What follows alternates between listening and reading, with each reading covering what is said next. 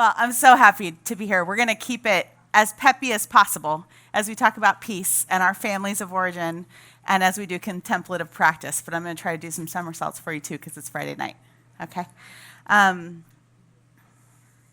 So our intention for tonight is to build tools in peacemaking. Peacemaking in ourselves, how do we receive peace from the Lord? How do we experience peace inside of our hearts, our minds? And then from that peace that we receive, how do we make peace with people that we love and people that we like, and then some people that we don't like, and some people that we should love but we don't? And how do we make that kind of peace? You know what I mean? I've had this concept on my heart for a couple of years, and it's I've been resistant to it, to be honest, because I don't really want to make peace.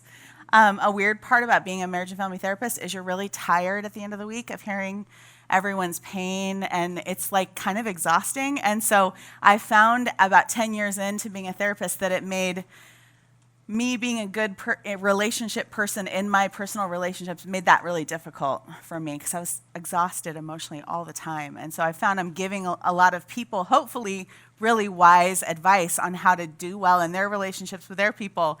And then I come home and I'm not doing well in my relationships with my people. And so the Lord started to move my heart at some point, and very gently, very slowly, with a lot of grace, because I was being very stubborn. And I was like, I help people all week long. I don't have the emotional energy for this, Lord. And he patiently guided me down a different path. And so I don't know how far down that path I am, but I'm excited to talk to you about that path and hear where you are in that path. And tonight, our goal is to begin to think about peacemaking in a way where we find that first step. Are you here with me for that? All right. So like I said, the concept that I have is that we receive this peace from the Lord, and the peace that he promises, and he talks about all throughout Scripture, and the love that he promises, and the way that that's supposed to fill our souls and bring us to experiencing wholeness, then we're supposed to feel peace inside, which I've been a Christian my whole life, and I feel peace sometimes. Do you feel peace all the time because you're a person of faith? All right, I don't know. But I assume that we're supposed to work on it throughout our life, so here we go. And then from that, we learn to love others in a way that makes people experience peace throughout the world, I think. But I just need that next first step.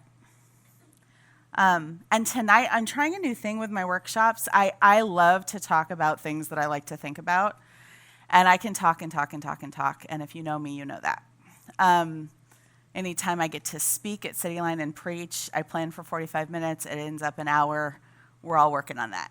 But tonight I want to try some experiential stuff. So my goal really is to hopefully lead us all where I might be whispering some things to you about peace, but I want the Lord to come and speak to you very loudly tonight. And that's my prayer. So I'm going to release that to him, remind myself of that, and invite you into the posture of God, please speak to me about this. Speak to me gently. Speak to me with your truth. Speak to me with you knowing my whole story and everyone in my life and what you're leading me to, and bring me there, So we're going to trust him for that. So we're going to do some experiences today that are less about me talking to you for 2 hours on a Friday night, right before Thanksgiving, and more us connecting with him as directly as we can. So the first exercise I want to try is a contemplative prayer exercise. So we're going to sit in silence for about 3 minutes, and that's just to kind of settle our hearts and minds and souls and to trust him for a minute. And I'm going to read a passage of Scripture over us, and then we'll start that silent time. And then I'll come up after 3 minutes, and I'll read that passage over us again.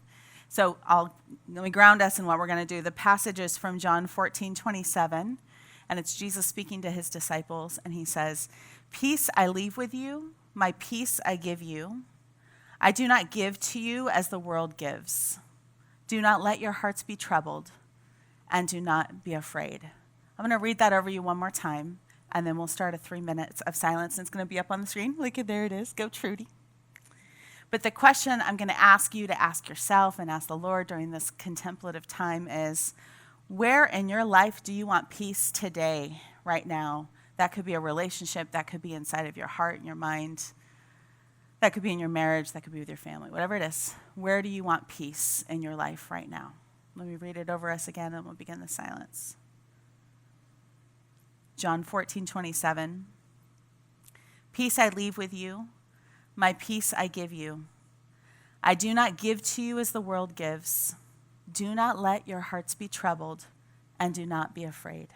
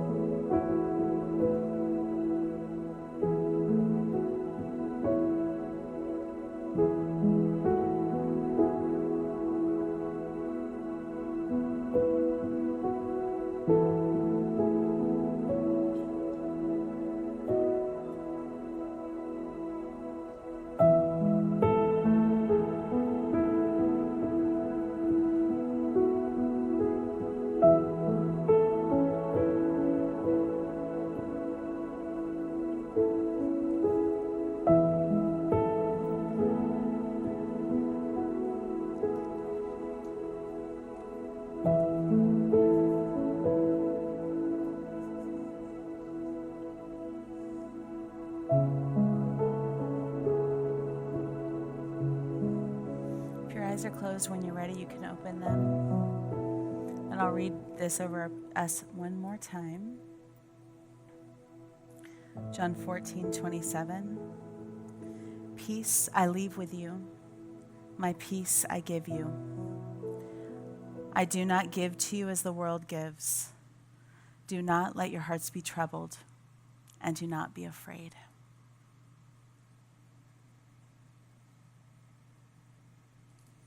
We all ache for peace, don't we? My mom, I used to ask her what she wanted for Christmas. I swear for 10 years, my mom would say, I want world peace for Christmas. And then I would say, okay, what else? Because I don't have that. And when I think back to that time, now that I'm an adult, and like a full middle-aged kind of adult, I look back and go, oh, yeah, no, I see what was happening with all of us that made her say that. I get it. She wanted peace for our family. She wanted peace in relationships. She wanted peace in the world. I'm sure in our church family, she ached for peace. We all ache for peace.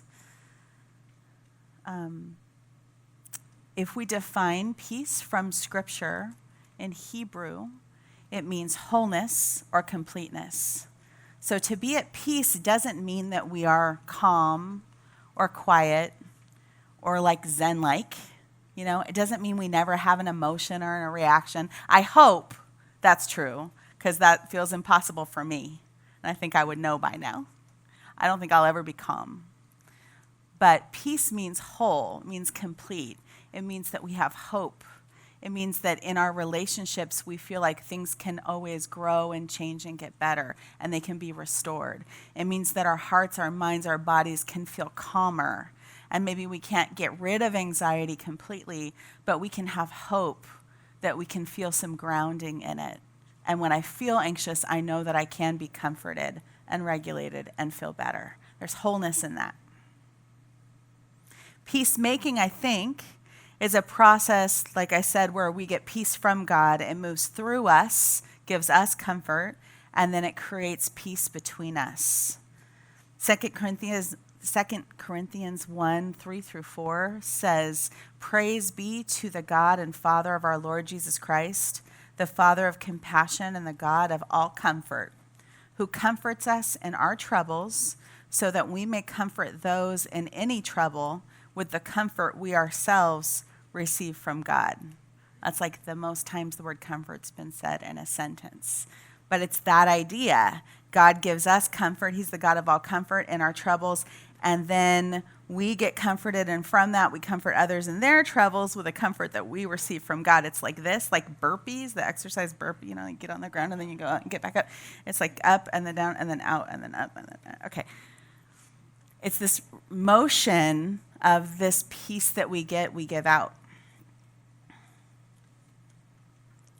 With wholeness, for a therapist, the idea of wholeness is that our mind and our emotions and our body are like functioning together.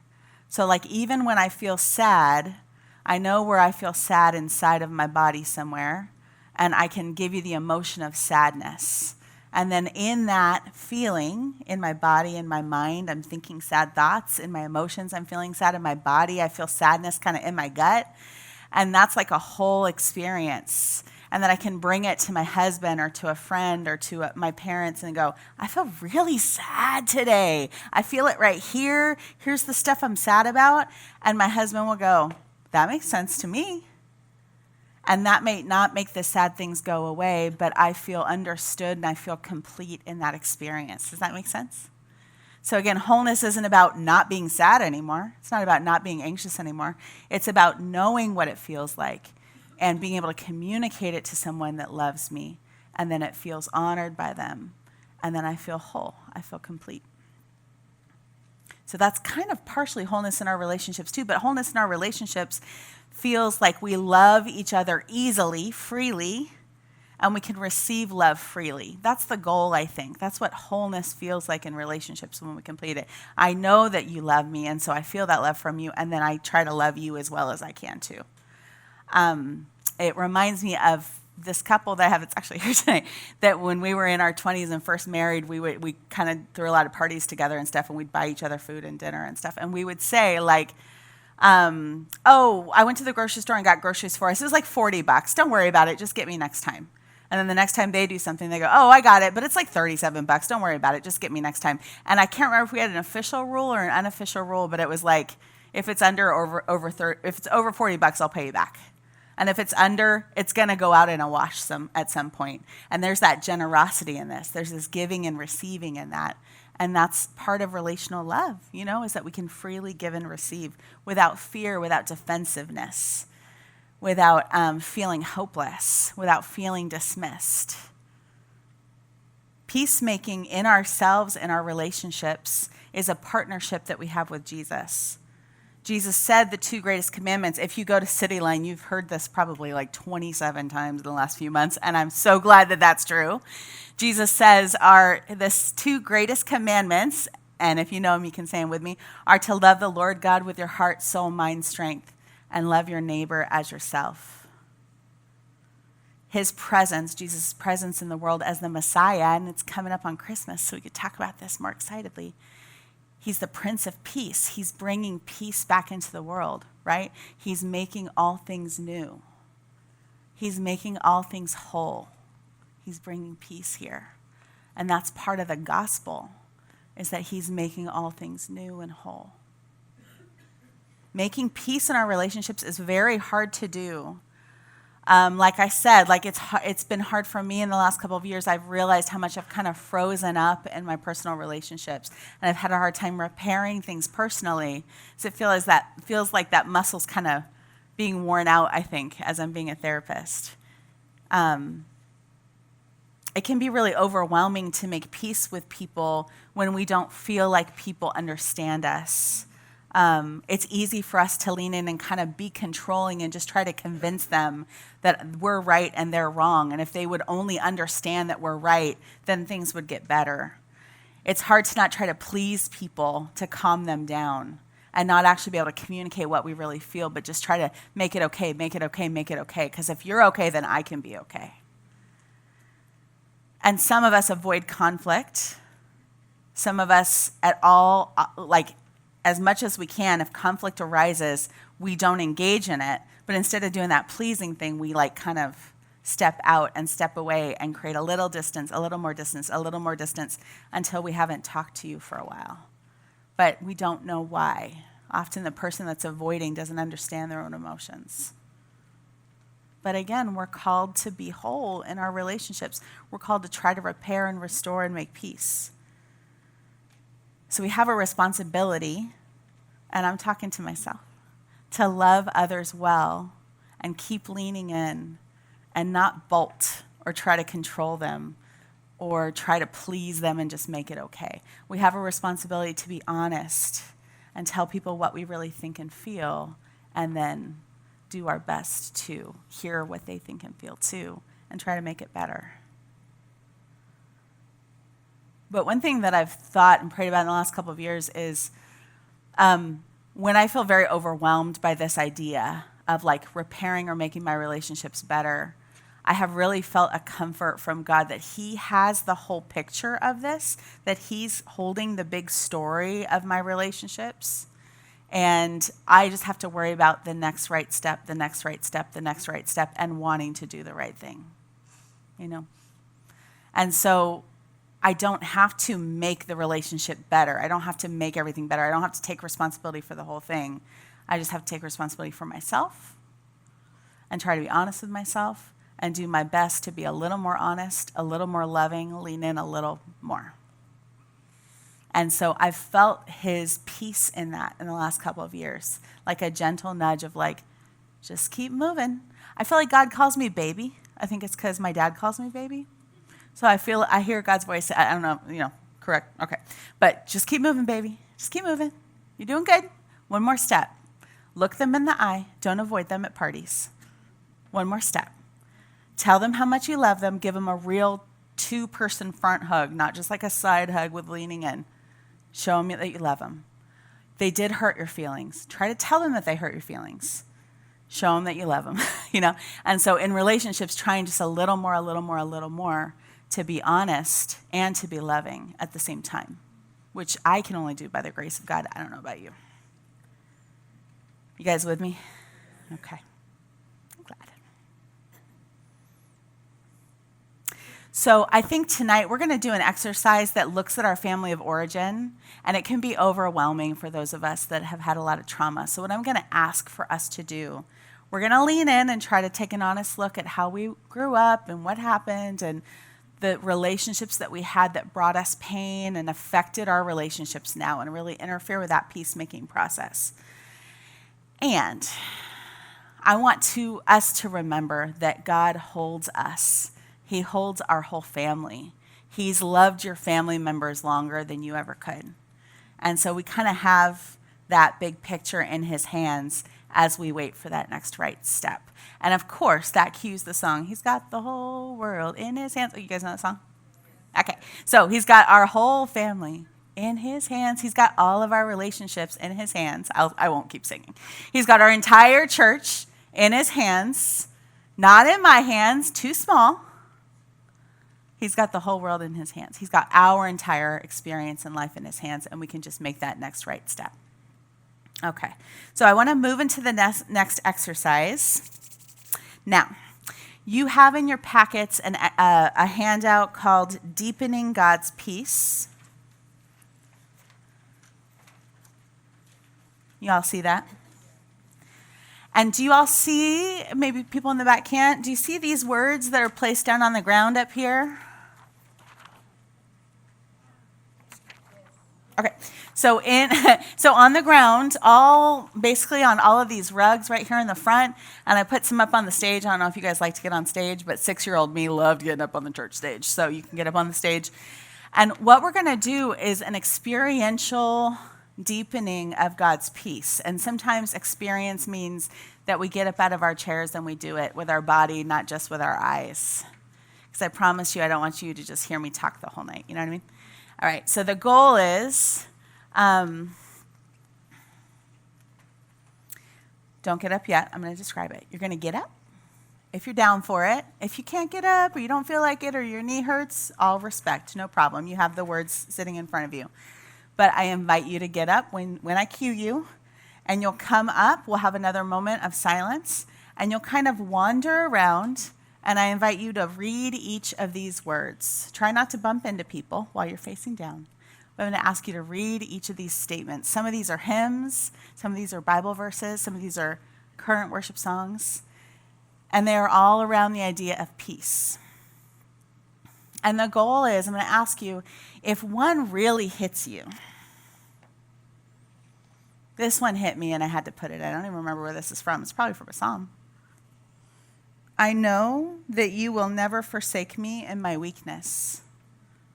So if this one really hit me, then I would stop where it's placed and I would just stand in front of it and I would stand and kind of read it, meditate and pray and speak it to the Lord and look down and read it and pray and kind of watch everyone as they're doing the same thing. If someone came and stood next to me and likes that one too, we can share. And so we stand to each other. I read it to them. They read it to me. And if someone's standing next to you, take a minute and tell your neighbor, this is why this one's meaningful to me. This one just hits me. My mom said, one of the songs, I can't remember which one it was, but one of the songs my mom goes, I cannot sing that song or see that lyric without crying. My mom has got a story for that one, you know? So it's going to be another way of deepening God's peace. So we moved from like the idea of God's peace first, and the next step is to deepen it into our hearts more fully. You guys with me? You ready to get up? Okay. So I'm going to invite you to get up, and silently you're going to come to the front and just kind of wander around. Everywhere you see paper with big font on the ground, wander around and read. And read and meditate and think about what you see. And don't forget to come up on the stage. That's fun too. You don't have to read all, but when you hit one that really hits the spot, you can stand there.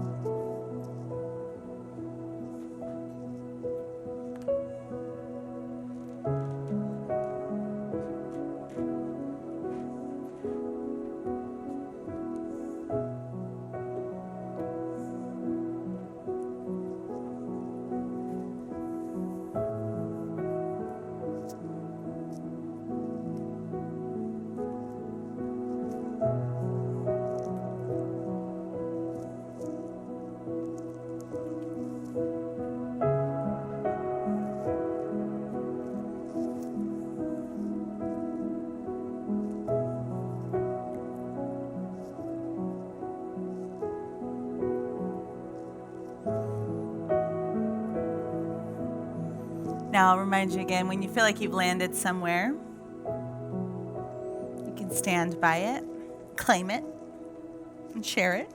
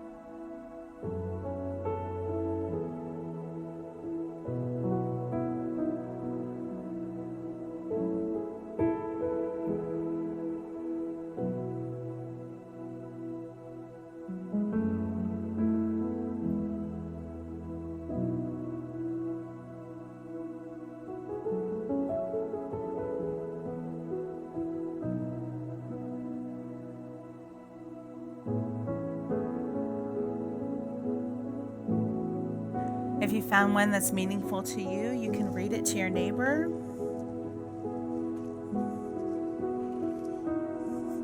Or you can read it out loud to yourself if you don't have a neighbor.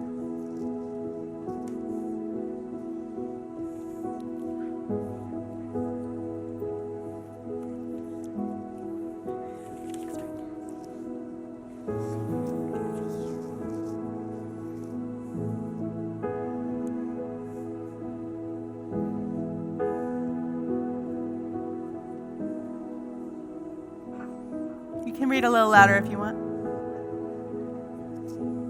You can proclaim it if you want.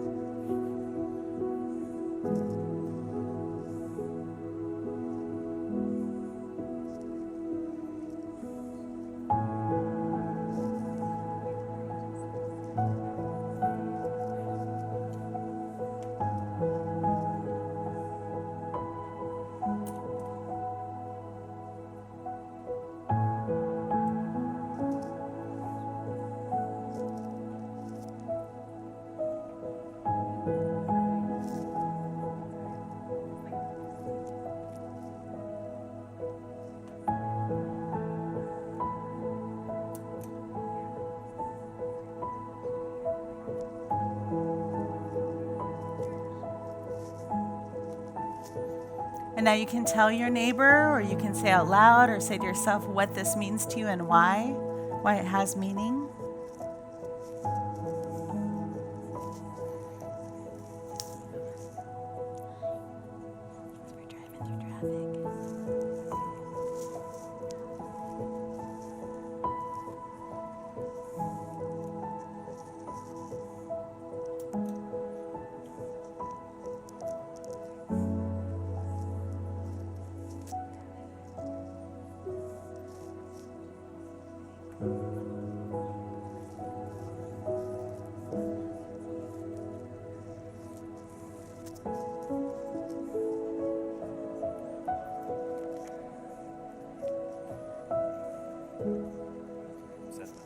That's a good one.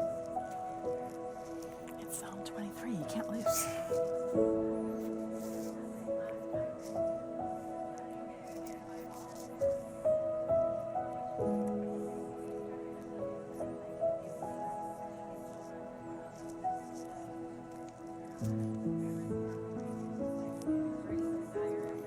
You guys good?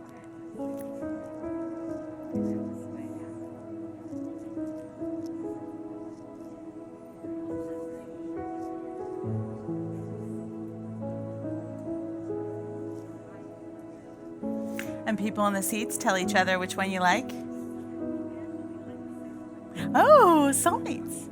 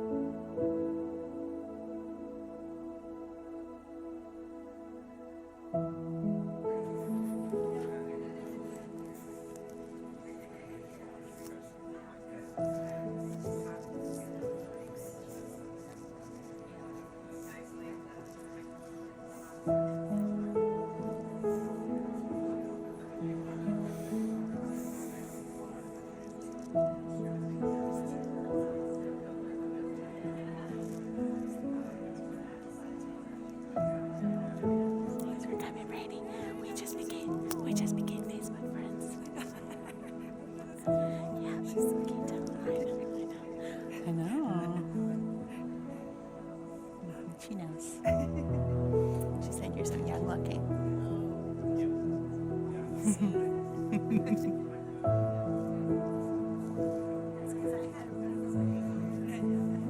That's right.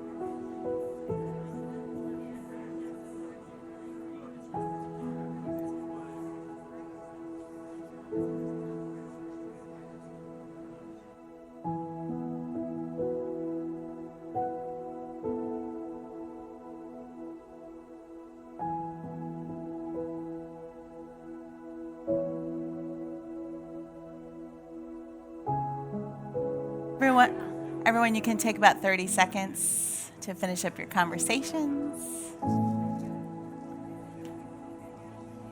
Thank you so much to all you who participated.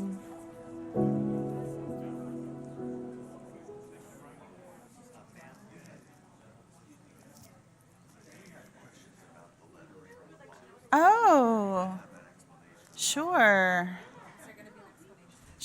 Right this second. I'll tell you right now. It's not that cool. It's kind of a secret code. But then I didn't end up. Yeah. So I had a question about why there was questions down there, why there was a letter on the bottom. Did anyone else have that question for these? So I had the categories you can see in your list, categories of faithfulness and comfort. This is all brainstorm, by the way. I did not look this up, so I'm sure I missed some. Oh, God's presence. And there's one more category.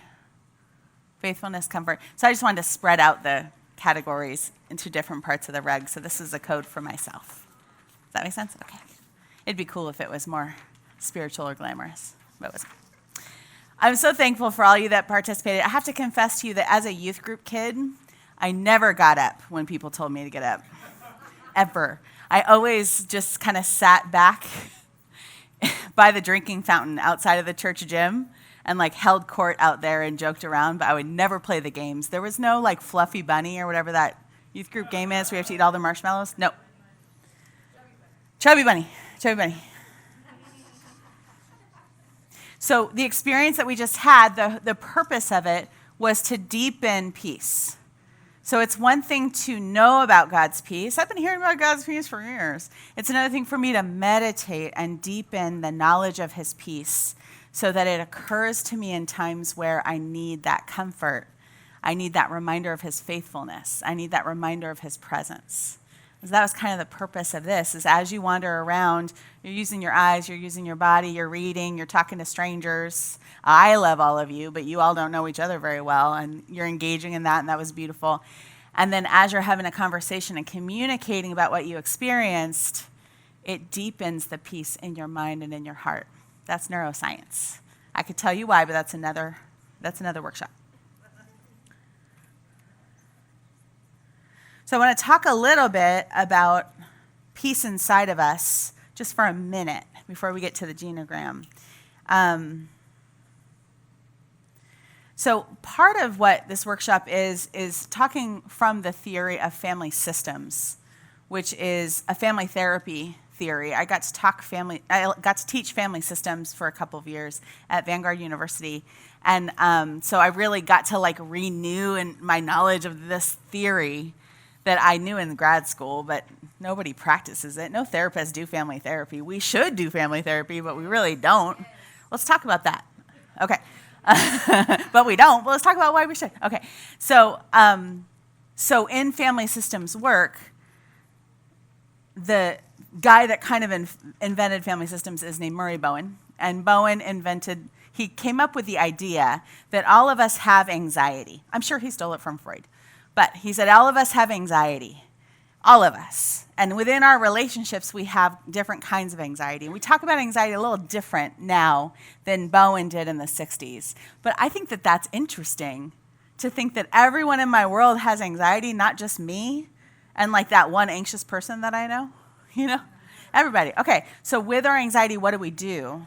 So Bowen talked, because he's a family systems guy, because he's a family therapy guy, he talked about how does our anxiety interact with each other and affect our relationships? How does it create conflict? How does it create hurt feelings and then we can't explain why? How does it keep us from being honest with each other?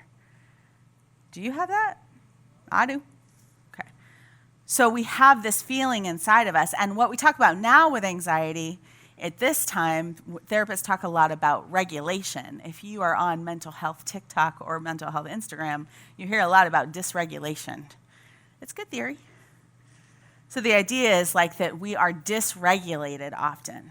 We feel overwhelmed, we feel angry, we feel confused, we feel whatever, and difficulty focusing, and that affects how we interact with each other. And so part of the peace inside of me when I think about it, I think of how do I regulate myself? How do I not let my anxiety leak out on people? Because for me, when I feel anxious inside, very rarely does it look like anxiety on the outside. For me personally, it looks more like anger. Right, Willie, my husband? Yes. So it doesn't look like I'm anxious. There's certain people in my life who I'll like anxiously kind of dump on. My parents are one, my husband's one, but other people in my life, I look probably more stoic or more angry, more frustrated or whatever, however I'm reacting. It feels like anxiety to me on the inside, but on the outside, it looks like something else. That's an important thing for me to know and for you to know. It's not anger for everybody. It's different things. And we'll talk about those things, but I wonder what it is for you. So tending to that dysregulation for us is a process of sanctification spiritually. If we can figure out how we affect others, then we can learn how to be more effective in the kingdom of God. We can learn how to love the Lord God with our heart, soul, mind, strength, and love our neighbor as ourselves better. People will actually feel the love from us.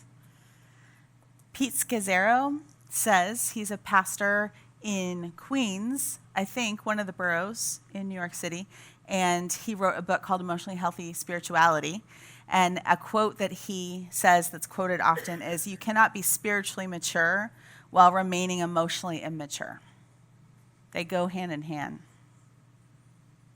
And so when I think of regulation, what I teach my clients about regulation, I talk about it in 3 categories: regulating the mind, regulating your emotion, and regulating your body. And those 3 all work together, but we can look at it from different avenues. And different people in my life, different clients of mine, different people in my life, you kind of go in one way or you go in the other way. So some people in my world, we can tap into their dysregulation first with their mind. Their thoughts are running too fast. They're ruminating. They're spinning. They keep thinking about the same thing over and over. And they'll talk to me about their thinking, about the sentences running through their head. Some people in my life have good emotion language, so they can just tell me, I felt overwhelmed, I felt afraid, I felt frustrated, I felt sad.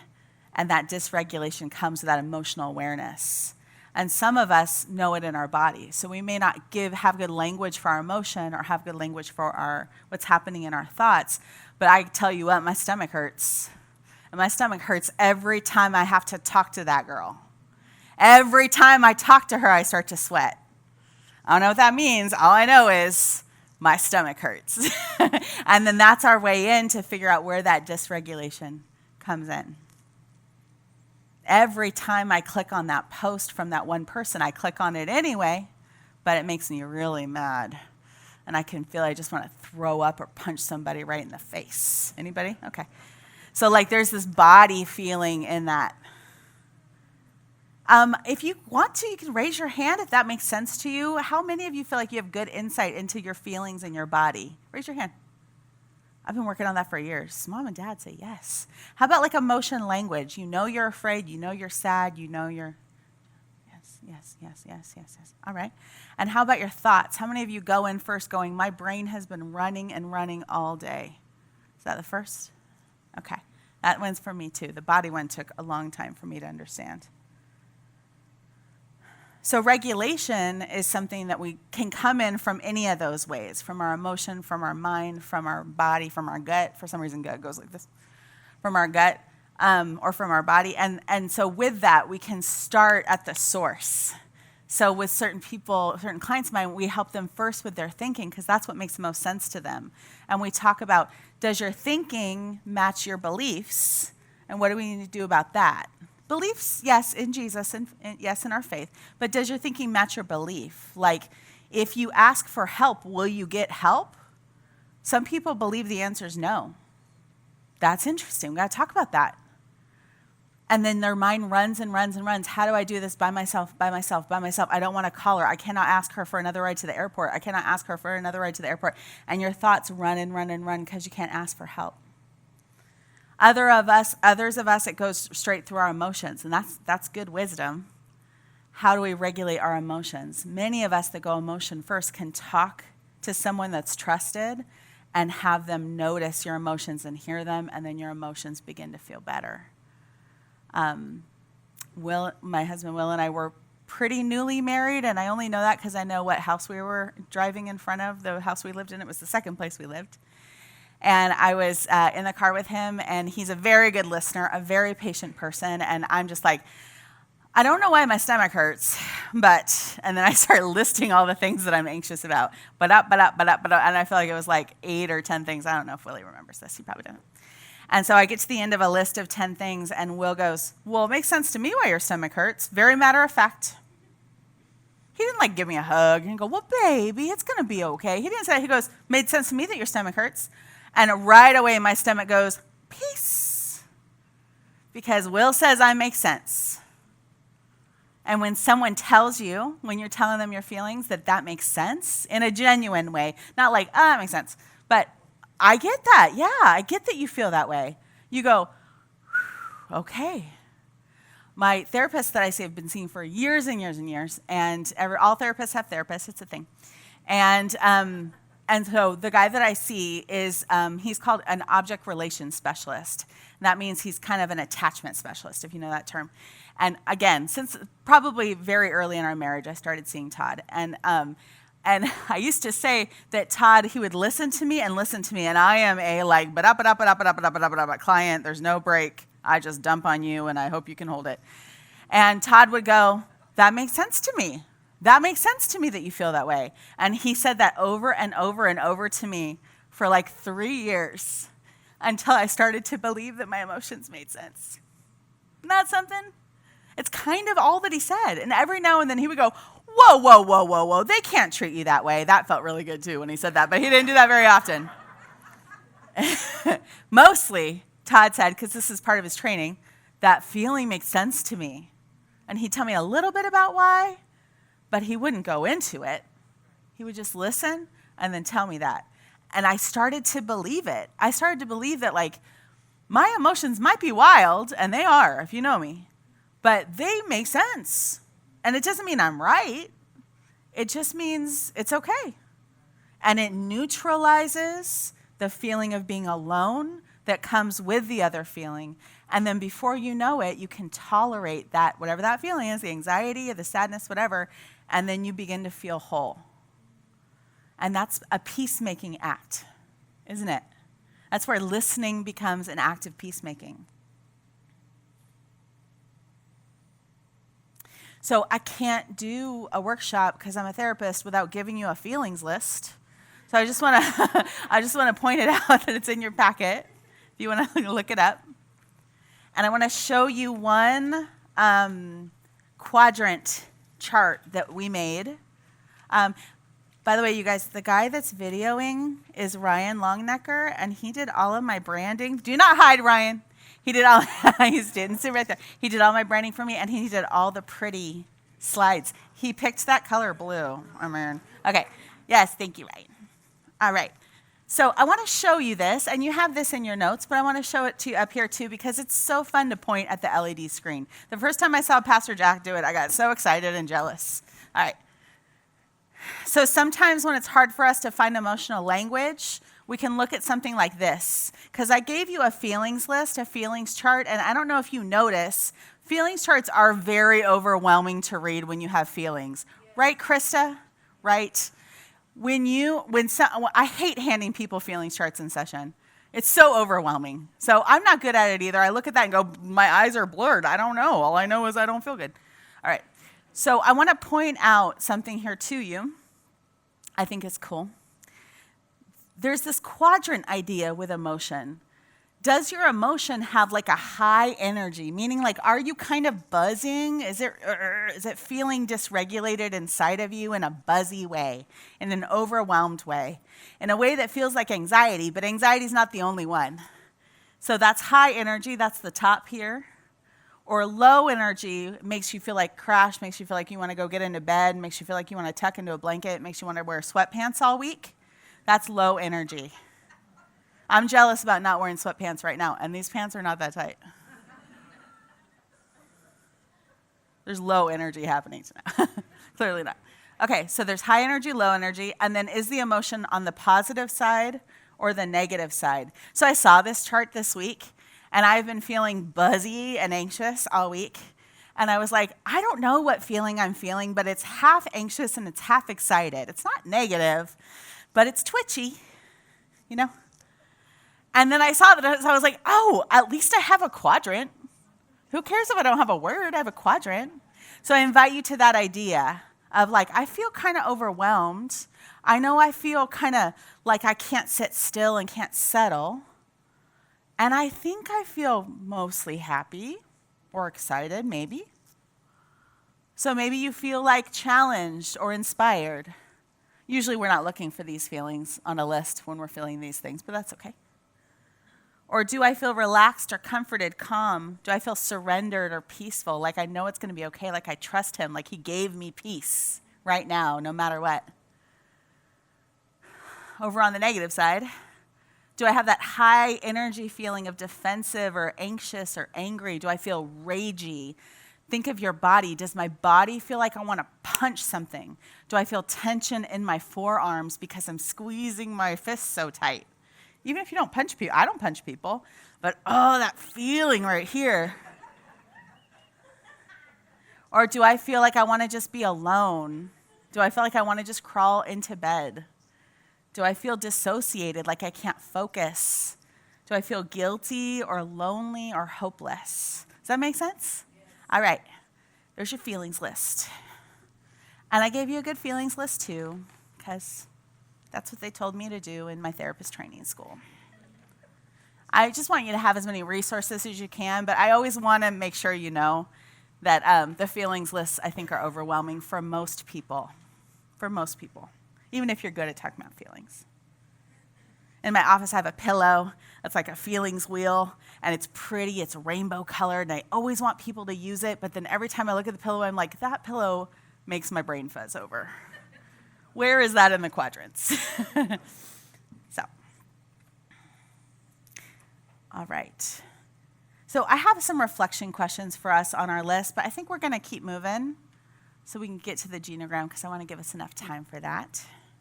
Let's talk a little bit about having a non-anxious presence in our relationships. We started about that a little bit. And most of this, I talked about the mind and how, like, the mind, if you go in with your mind, if you're more aware of anxious thoughts before anything else or angry thoughts before your body and your emotions, then often we can use the idea of, like, what do we believe about this in order to change? And so let's talk a little bit about some of the beliefs that we can have around peacemaking that can bring us some hope.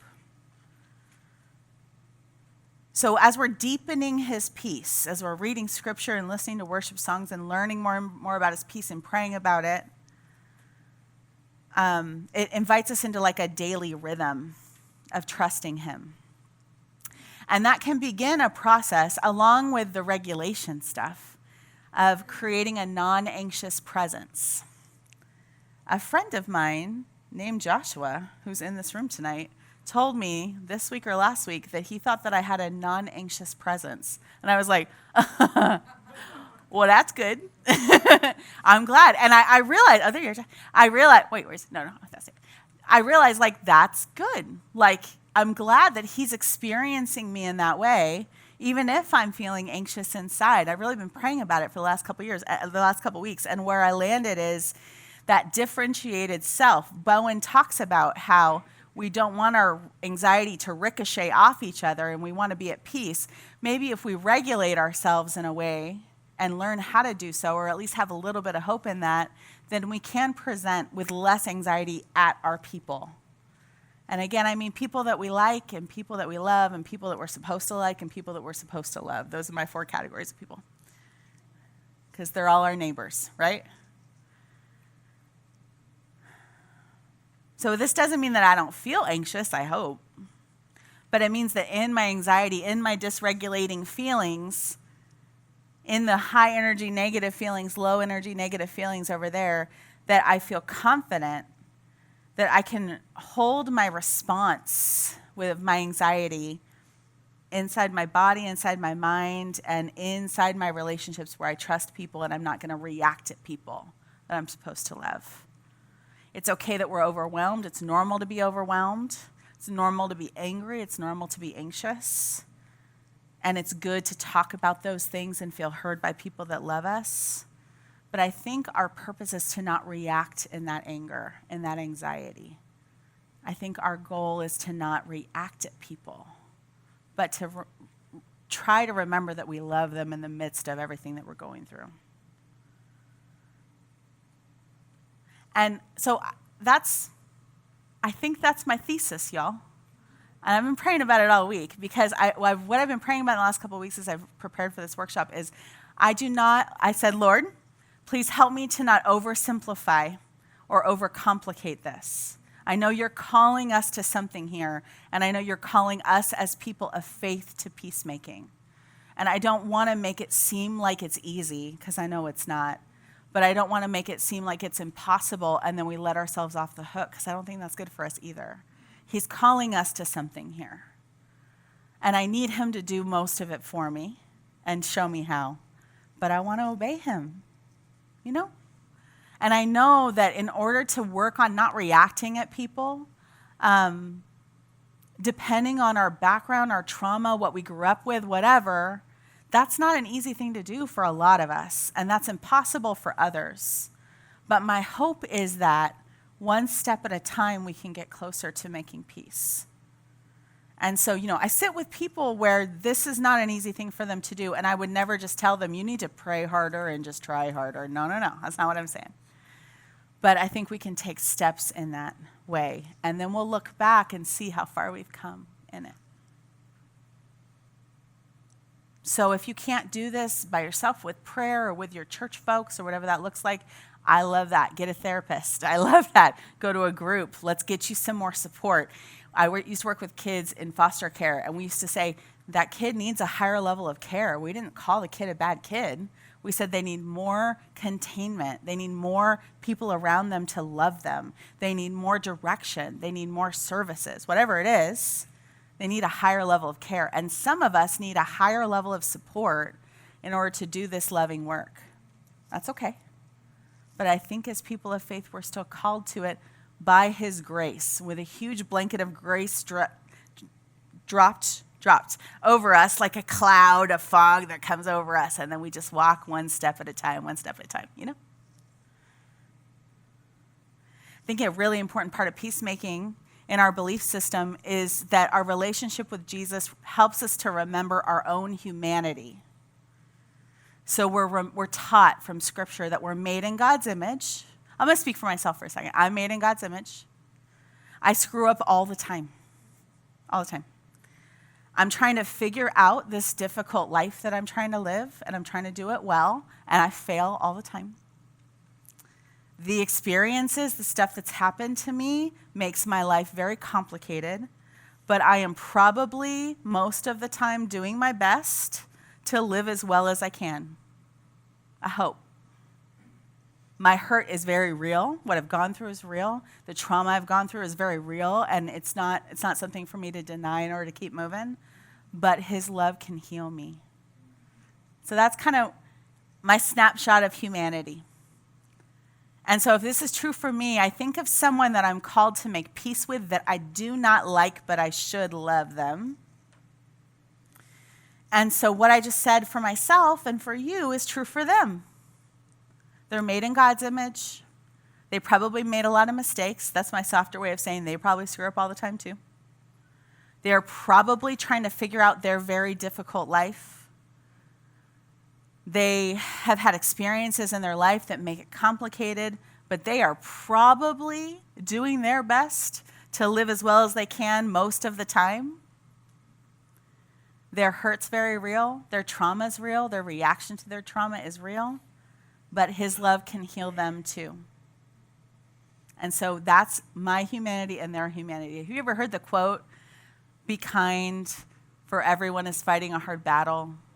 Have you heard that quote? No one knows where it's from. So one of my colleagues used to have it on her office door. Be kind, for everyone you meet is fighting a hard battle. I'm looking at my friend Dave to see if he can tell me how the actual quote goes. Dave doesn't know the quote. Nobody knows where that quote's from. It's always attributed to different people. But it's always struck me, sometimes in traffic. Like when I'm mad at whoever just cut me off, I go, Suzette, be kind. Don't go chase them.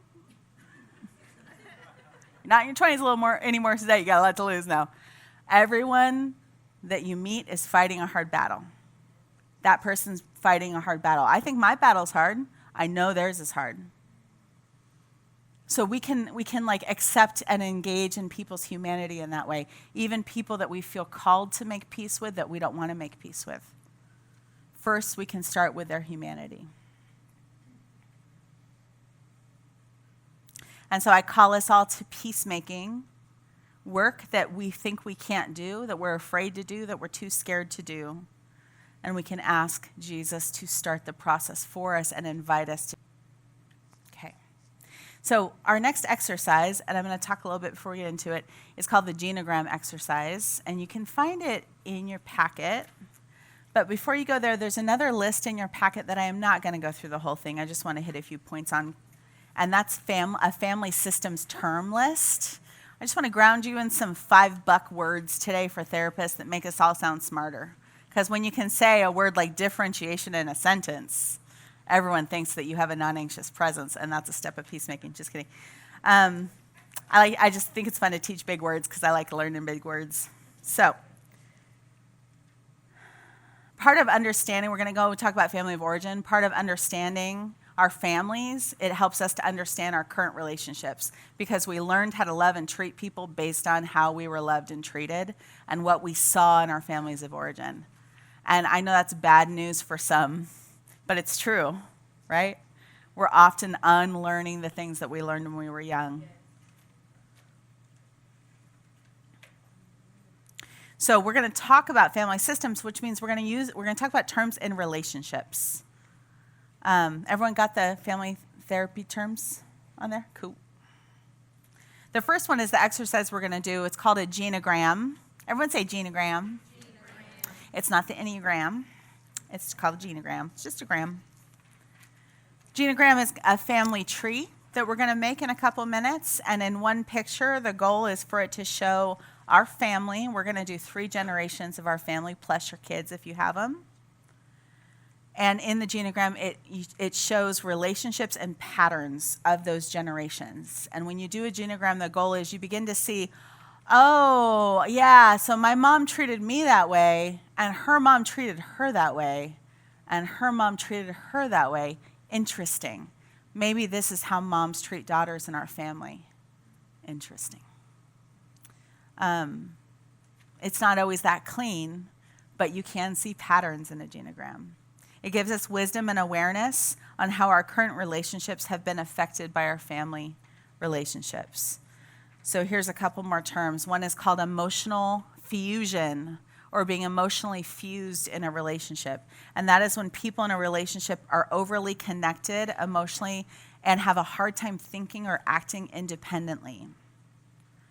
So in a relationship, the two people depend so much on each other for approval, support, or emotional stability that they lose their sense of self. And that's usually something that we learn very young.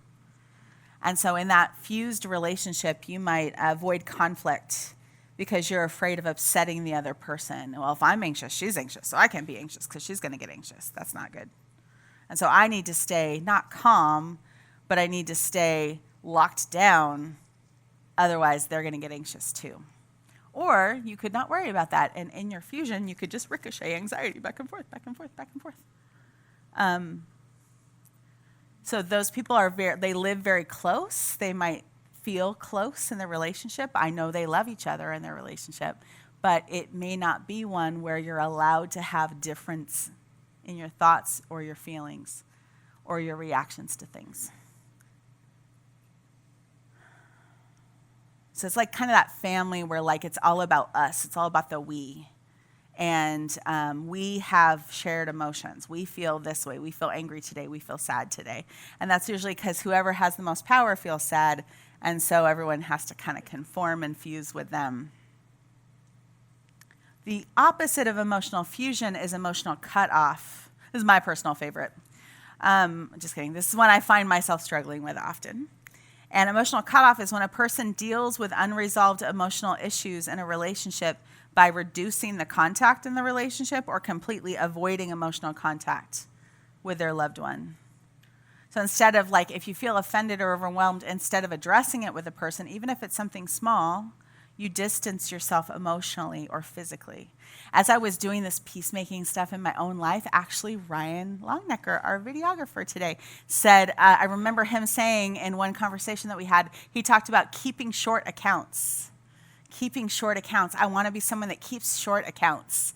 And I was like, I want to be someone that keeps short accounts. That sounds exhausting. I would rather just not talk to you for 3 weeks. Or a year, whatever. But it's much easier because that tension to like just kind of push away and hide temporarily or for a long time. And people that do that, and people that do that, tend to go like, well, they're just an angry person. They won't understand. They don't get that. They don't understand what my anxiety is like. They're never going to get it. I'm disturbing them by talking to them about it. They would rather I stay quiet and go away than talk to them about it and repair it. That's emotional cutoff. Does that land for you? Fusion cutoff? It often doesn't look like that person's overwhelmed that's cutting off. They often seem cool as a cucumber. But inside, they feel very overwhelmed until they get away because they don't feel like they can speak and have language for what's happening. So they might be like avoiding phone calls, keep leaving you on red, not visiting family, not showing up for Thanksgiving. And I know everybody's got their difficulties with family for the holidays. So again, we're not moving in with guilt. But I just want us to be aware of what's happening. And hopefully we can take a step of peace. So if we're not emotionally cutting off and we're not emotionally fused, then we may have what Bowen considers a good thing called differentiation. Say differentiation. Yeah, baby. Differentiation means I don't just care about myself and discard you, like with emotional cutoff. I don't just care about us and discard me, like with emotional fusion. But differentiation means I care about me, and I care about you, and I care about us, and I care about all of us. I care about our relationship. I care about our family relationships. I'm in. This is hard. You're killing me, but I'm in. Differentiation, we're honest. We communicate well. We say when we're angry. We say when we're afraid. We have patience when people aren't listening. And I think from a peacemaking perspective, we pray that there will always be a new opportunity for peace down the road. Even if I have to set boundaries with you today, I'm setting hopeful boundaries with you that I can't do it today, but I am hoping that there will always be a new opportunity for peace down the road. And that problem is bigger than me. That's a problem that the Lord has to hold for me, the future. But for me today, I set a good boundary, and I hope that at some point we'll be able to work this out. So the differentiated self is also a non-anxious presence. And again, we still feel anxiety on the inside, so don't worry. It just seems like sometimes it's managed anxiety inside and non-anxious presence outside. High differentiation means that you can calmly handle disagreements with your friends or family. You can stick to your opinions. Please listen this far out from an election. You can stick to your opinions. You can respect the other person's opinions without getting overwhelmed by the emotions or cutting people off. And again, it doesn't mean you don't need a break. It doesn't mean I don't silence folks on social media. You better believe I do that. But it means that I am continuing to try to love people face to face and remain in relationship, even when we very strongly disagree. And it's hurtful to me that we disagree. We do set boundaries when it's necessary with high differentiation, but like I've said, we always are willing to reevaluate if we feel like things are shifting and changing, because I feel hope that we can work this out. Low differentiation means that you might feel like you'll lose yourself if the relationship is uncomfortable. And so like you move into the fusion or you move into the distancing because you can't tolerate it. One more term. Triangles. A triangle, according to Bowen, is how people handle tension in relationships. A triangle happens, I'm sure this is straightforward, when 3 people get involved in drama that's about 2 people. So you pull a third person in to like feel a little better about the anxiety. It diffuses the anxiety, helps with tension, and it helps you to avoid direct contact. Now, triangles aren't like the worst thing in the world, so don't go to Thanksgiving dinner and be like, I knew you were being a triangle. No. Like, I'll talk a big game about triangles. My mom and dad just moved here. We're together all the time. I see our triangles in our family right now all the time. It's cool. It's all right. We're doing okay.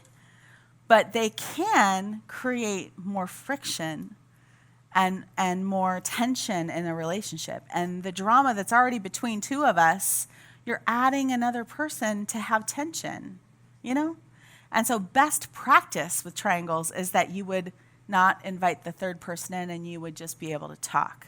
But again, that's terrifying.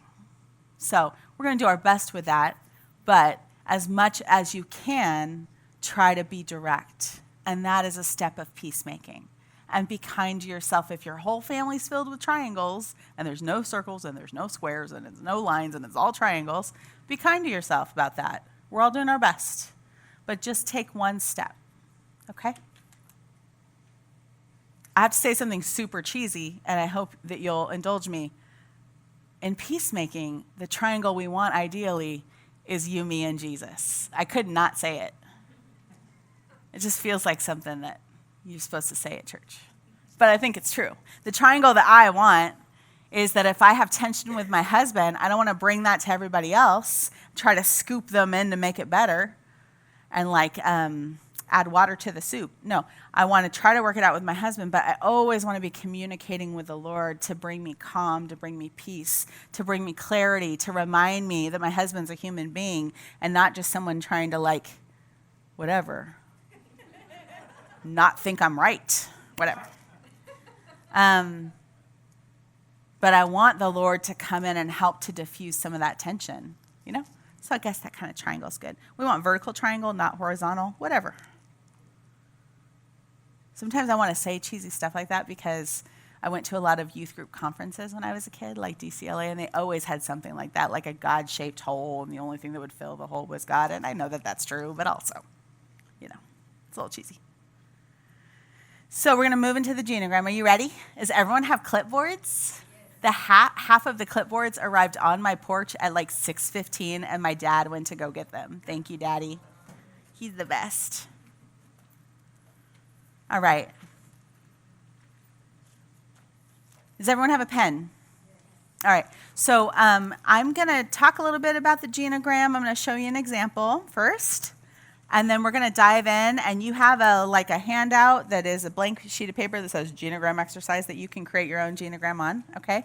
Now, for those of us that have many, many, many uncles and aunts and cousins, if we got a lot of tios and tias and primos and primas, and your genogram line would go out as horizontal as possible, and you need a roll of paper and not an 8x11, I encourage you to add to your genogram the family members that makes sense in your story. This genogram is yours. It's nobody else's. You're the center of the story, okay?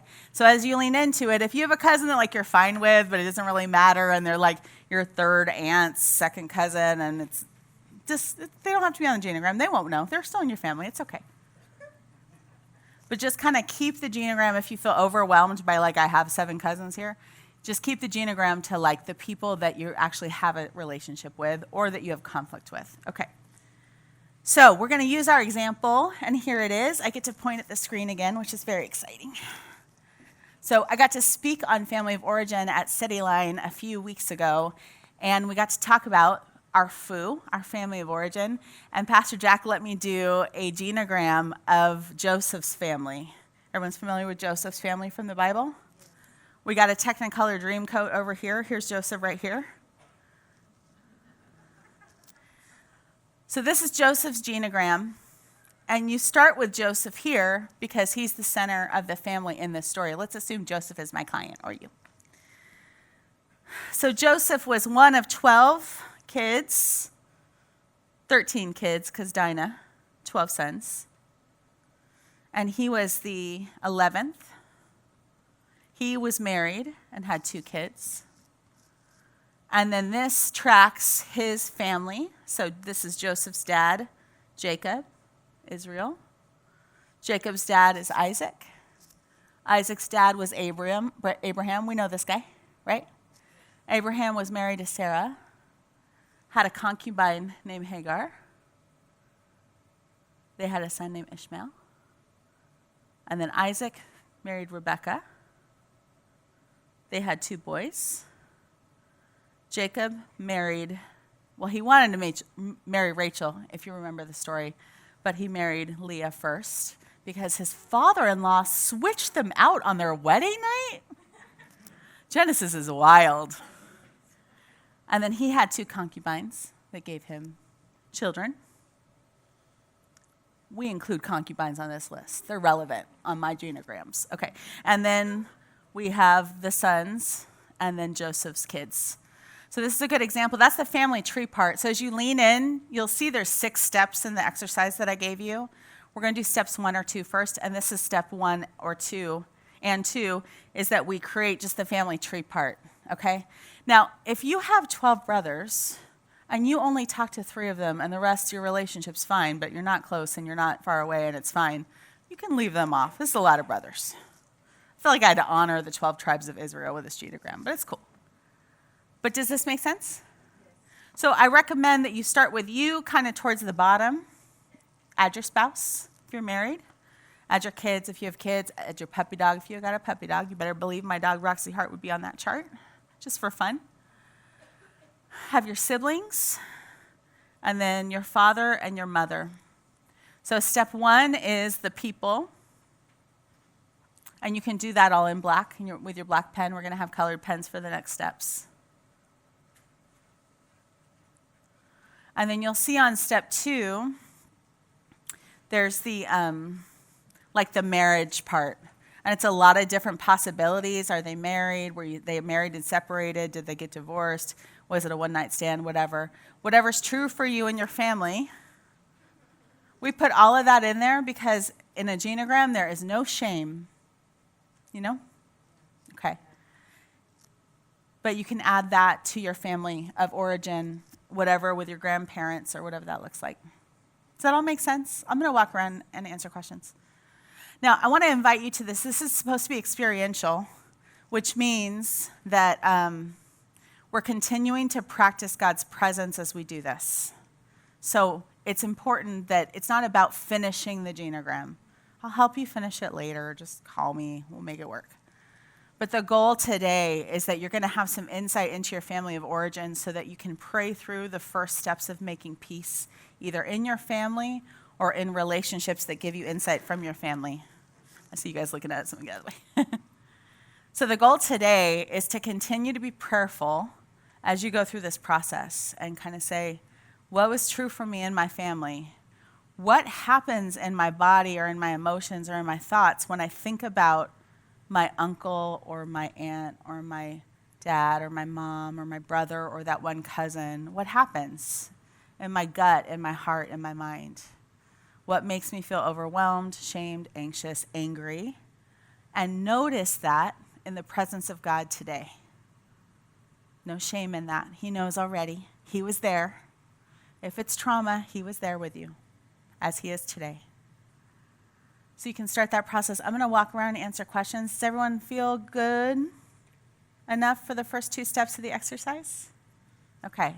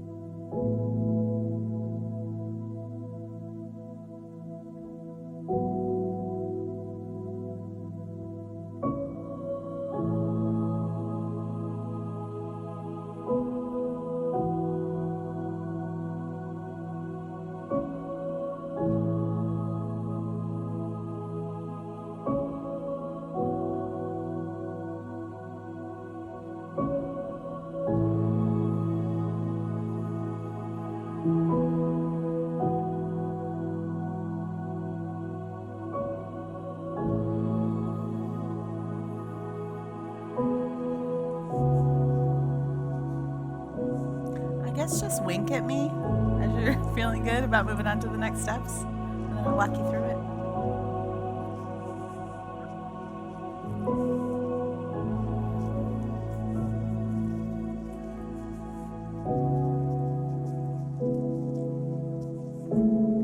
I'm going to start handing it out some.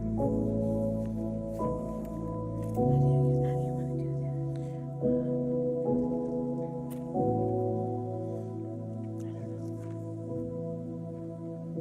How should we do that? I'm not going to have to talk about what these mean. Yeah, but we can hand them out. Or just say we'll share them. I'm going to have you guys share these because I don't have a lot of them.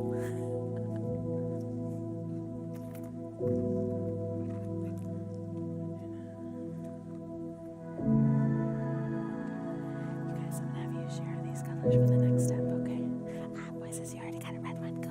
Can I have that red one back? Thank you. I gave my green one already. Guys, can I ask you to share those between the two of you? Thank you. I'll give you those for the next step, okay?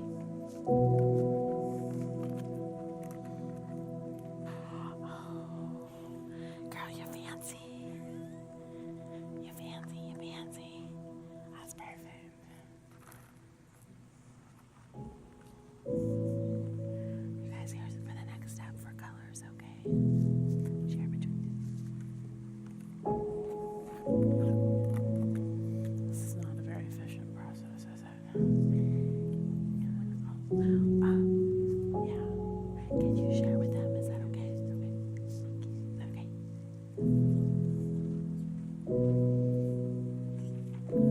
Okay, share them. Yeah. Try to get them. We're not being very efficient. We're just walking together. Share them. Yeah, is that okay, Gabby? Let me share those.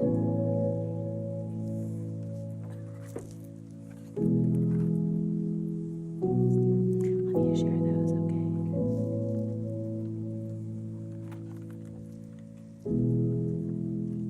Can you guys share these between two of you? There, thanks. Do you have a Milano cookie? My mom got those. Here's some pens to share. We're not looking at your homework.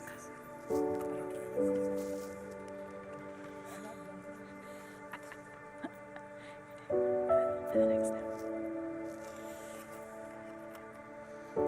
Hey, can you guys share the color pens between you? Is that okay? Okay, I'll give you these two. I'll bring you a green one, okay? Can you give these guys a green pen, Mama? Yeah, the kids a green pen.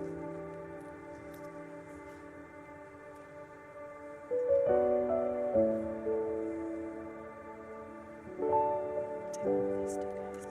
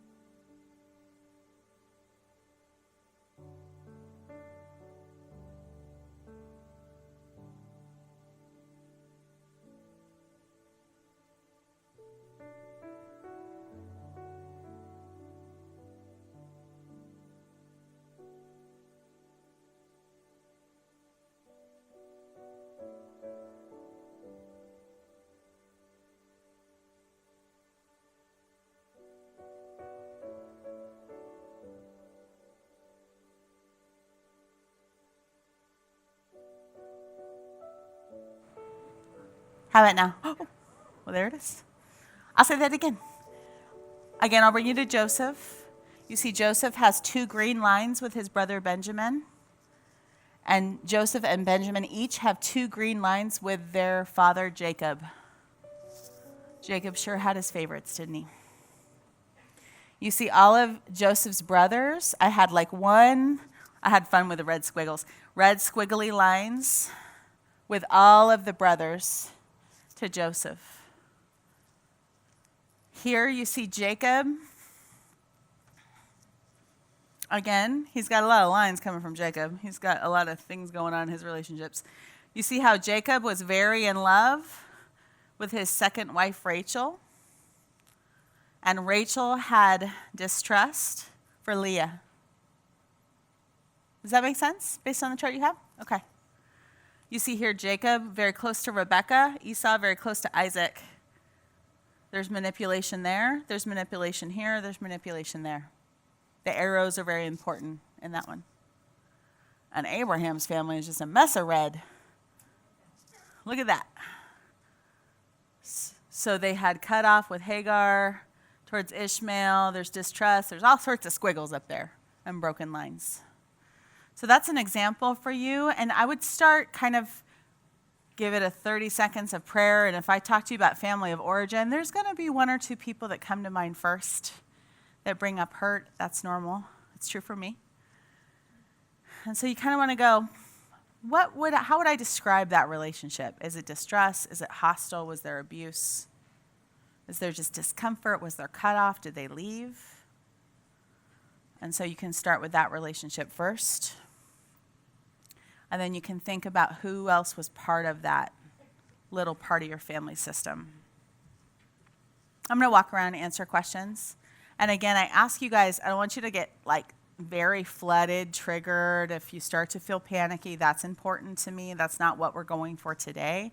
It's okay to take a break and get up and eat a cutie and drink some water and go outside for some fresh air or use the restroom. Using the restroom strategically is a great thing for emotional cutoff. But I'm going to walk around and answer any questions you have, okay? And I'll turn my microphone back off so nobody hears.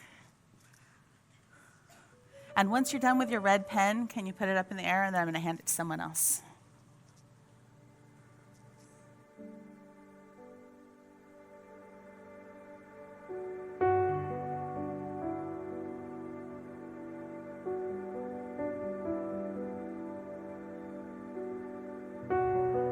So even if things have improved in the relationship, it's okay to represent the relationship maybe at its worst or at its best or whatever it represents in your mind and heart. Does that make sense?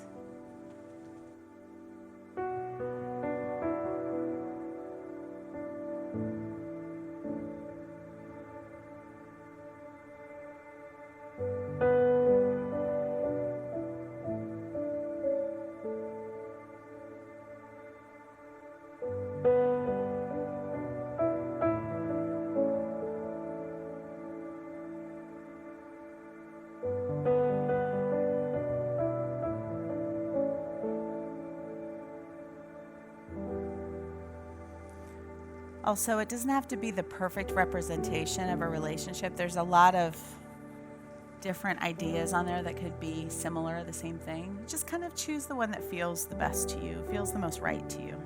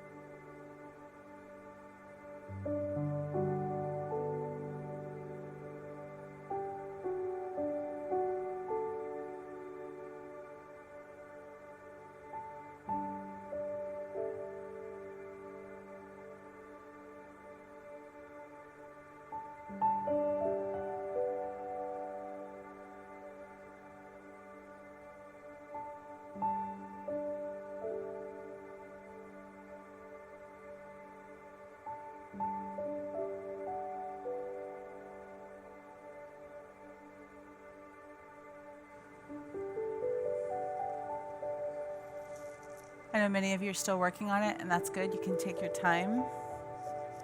But for anyone that's thinking through and feeling that like dysregulation in their body, it feels the need for peace, I ask you to call back to your floor words, your floor phrases. Think of that passage that you read over and over, that you meditated on, that you told somebody about. Just kind of move your mind back to that place of peace. Not to deny the reality of what happened in your family, but to bring the peace of God into that part of the story with you. There's a lot of ways we can do that, but we'll start with that for tonight. Okay?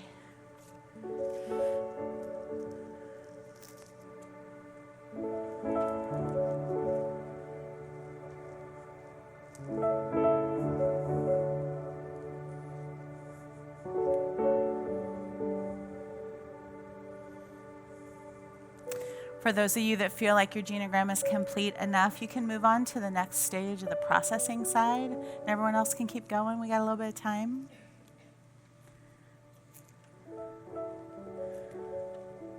So in our processing questions, we'll put them up on the screen. It'll ask you to think through as you look at your family of origin. What patterns do you notice in the different generations of your family? Do you see triangles? Do you see emotional fusion or cutoff? Did you make a lot of two vertical lines between relationships? How have these patterns affected your current relationships? And who in your family has a lot of power on that chart? Who seems powerless on that chart? If you go back to Joseph, you can see, Joseph's family, you can see that Jacob, the dude that has a lot of lines coming from and going, pointing towards him, he's the dude with power. He's the guy that decided who the favorite sons were and who the lesser favorite sons were, who the favorite wives were and the lesser favorite wives were. Rachel had a lot of power in that family too, because she was the favored wife. Sarah had a lot of power in her family. Does that make sense? So you can kind of see how those patterns show who in your family has a lot of power. That's okay. That's a normal thing. But what do they do with the power is the question. So take a few more minutes. I'm going to be mindful of our childcare tonight. So I don't want to take questions with all of us together right now, but I'm here to answer questions as late as we want to go tonight, okay? So I just want you to know, like, I'm ready to help you with next steps if you don't know what it is quite yet from this. We're going to talk about that next. So I think we'll take probably 2 or 3 more minutes on our genograms, but you guys can start the processing of the questions part.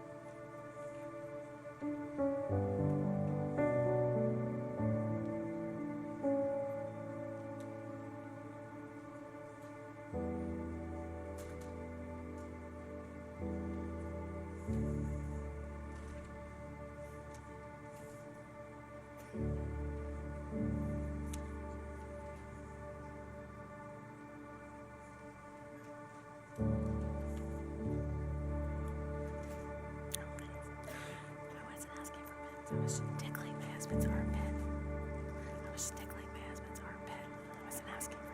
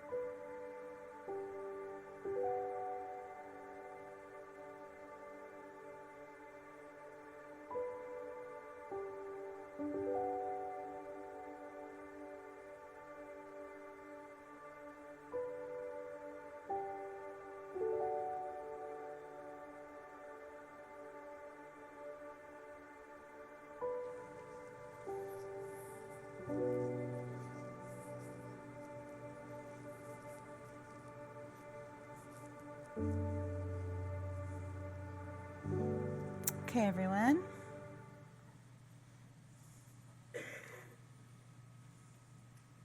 How was that for you? You guys ever done that before? Ever had a family tree? Okay. So it's my first time trying to teach it to a group of people. I think I know there's more to do with these. And as I've been praying through the peacemaking idea, I think I am going to start like kind of smaller groups, like smaller therapy groups coming up soon to keep moving along this process. So I'll keep you updated on that. If you're interested in that, you guys can always ask me about it.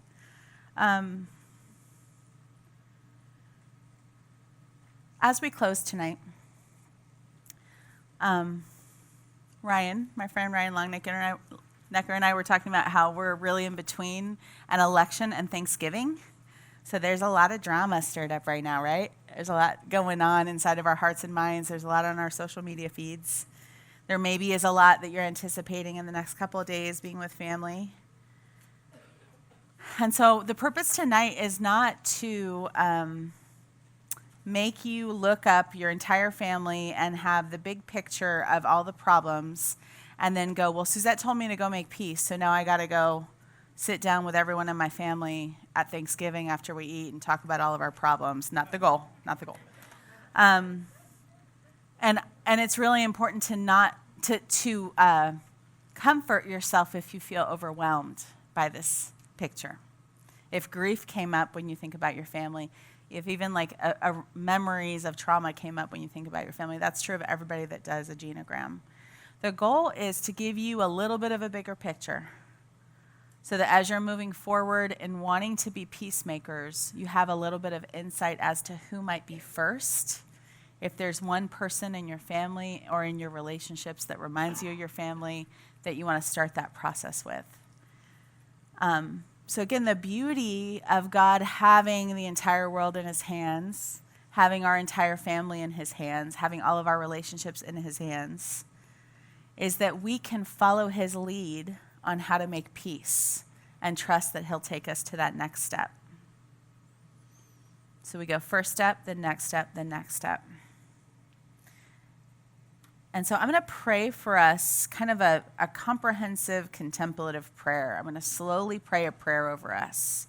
I'm going to ask you to kind of follow my lead with every line and pray with me and let your mind go on what else comes up when you think about that part of the prayer. Does that make sense? I'm going to pray down this very slowly. And it's a prayer of making peace for us for tonight. And so this is our final experience of, as we're in God's presence today, this isn't just Suzette praying over you. This is you praying for yourself with these themes in mind as God begins to speak. So I'm going to have the prayer up, but I want to show you something first before we start, because I really want to be a contemplative, mystic person that's very serious and doesn't tell jokes. But all right. So can you put up the picture of the man, Trudy? So I grew up. This is handsome, historically accurate Jesus. I don't know if you've met him. This is like an example of what Jesus probably looked like, a Second Temple Palestinian Jew during that time. This is like kind of the skull structure and the face shape. There's a few pictures like this on the internet, but one of them, the guy's not as handsome. And this Jesus, this historically accurate Jesus, to me is just beautiful. Look at those eyes. So I introduced to you historically accurate, handsome Jesus. I grew up in a church where I had stained glass all around the sanctuary.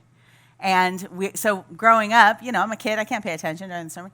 And so I'm looking at all the stained glass and looking at all the stained glass.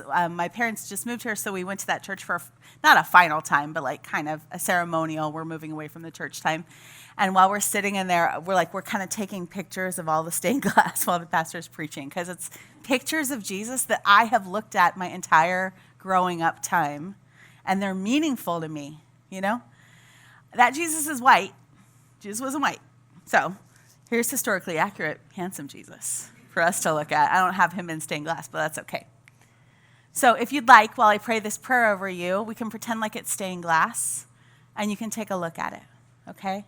And I purposely chose the one with the eyes because I always think about that passage where Jesus leans in and asks someone, what do you want me to do for you?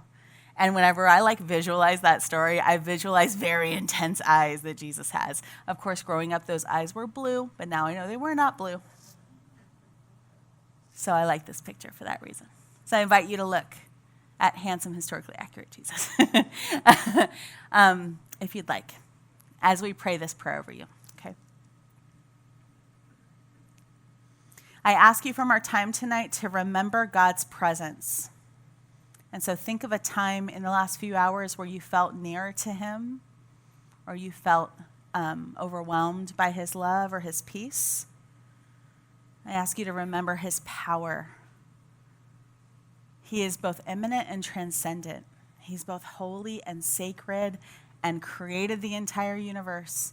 And in Jesus, he came on earth as the visible image of the invisible God. And so I ask you to picture him holding your whole family, your whole story, your whole relationship, all these places in your world where you need peace.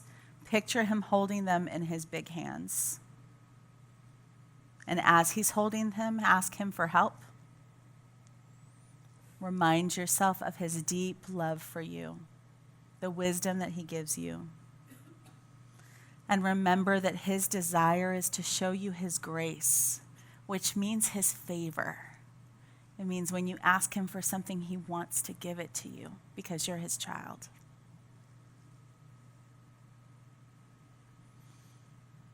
And now pray for yourself. Kind of present yourself to him. Ask him for a settled mind that doesn't run and race and ruminate. Ask him for a peaceful body. And really quick, you can scan your body from the top of your head to your toes and notice tension in your body. Notice pain and stress. Notice your head. Is there any fuzziness? Notice your throat. Is it tight? Notice your lungs and your heart. Is your heart beating fast? Are your lungs able to take in air? Are you shallowly breathing? Notice your stomach. Is it butterflies? Is it gurgling? Is it hungry?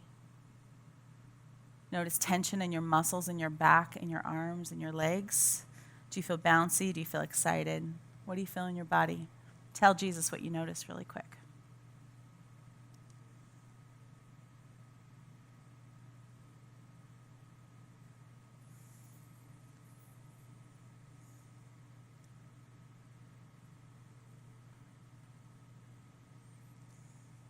Now let your mind come to a family member that came up during your genogram exercise, someone that you might still have struggles with or hurt feelings from or distance from, or that you feel controlled by. And just for a moment, pray for this person. Remind yourself of their humanity, that they fight hard battles. Pray for your own resentment towards them, or your fear, or your hopelessness, whatever comes up. Pray for that towards them. Remember, as your mind wanders, you can pull it back to Jesus. He's here with us.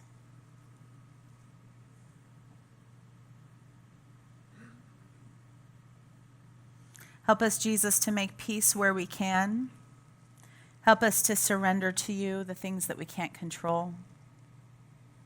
Show us where new conversations are possible, where new boundaries are needed. Show us where there's hope. And I'm going to ask you in prayer to ask him, what is my next step in peacemaking? Take a minute to ask him that question.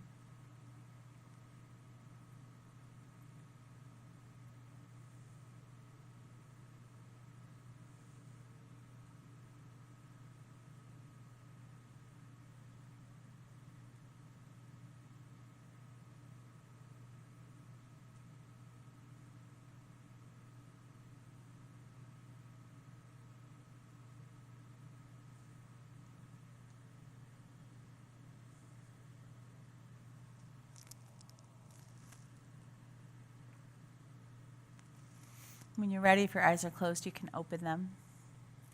And you can do like a little shimmy or shake.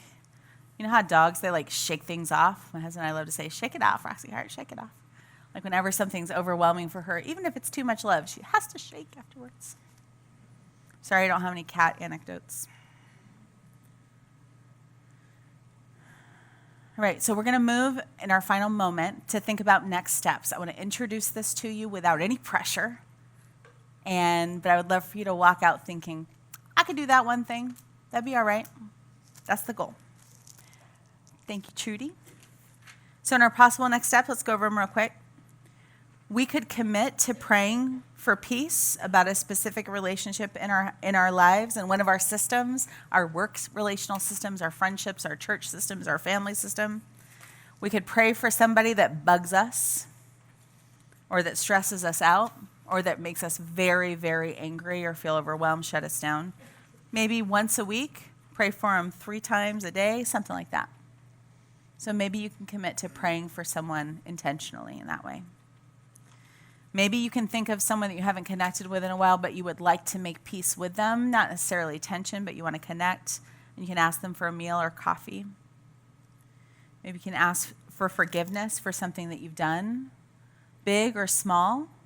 It's going to make someone feel uncomfortable. That's okay. Tell them to get used to it. You're a peacemaker.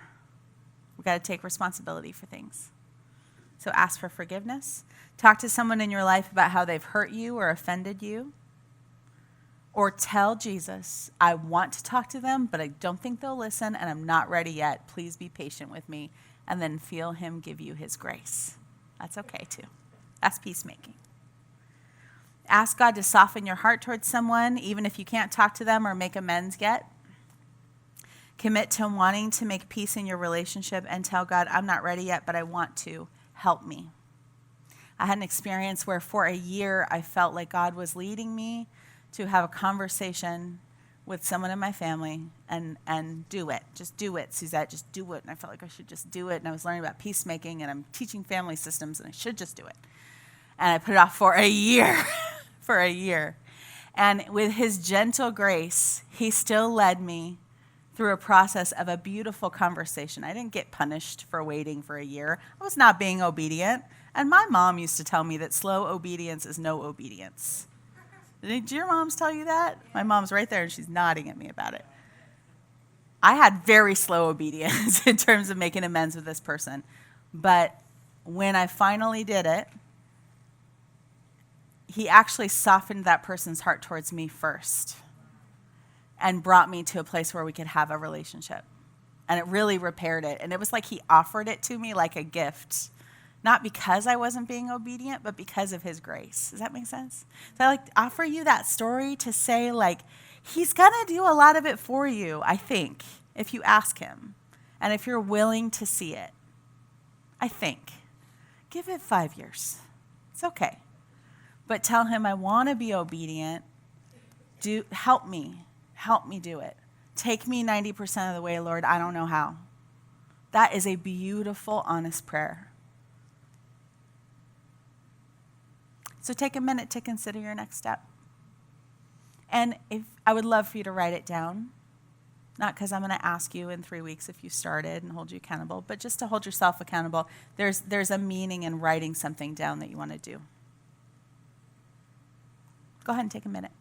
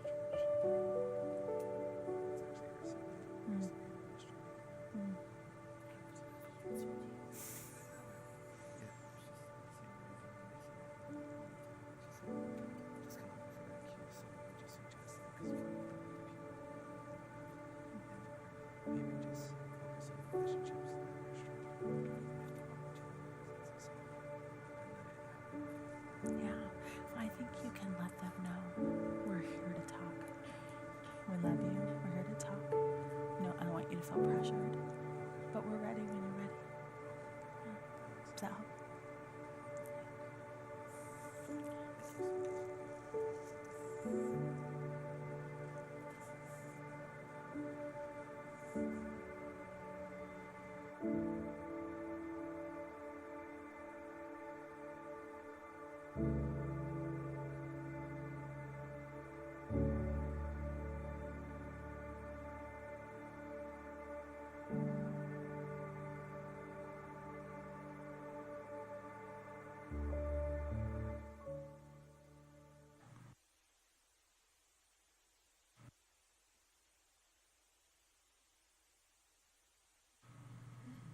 Okay, so, I was going to just project.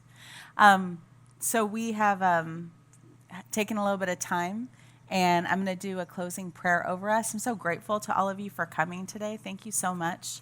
I'm going to hang for questions on any specific thing that you need. You guys have my card, too, if you want to, like, text me or email me a question about this. I'm totally open for that, okay?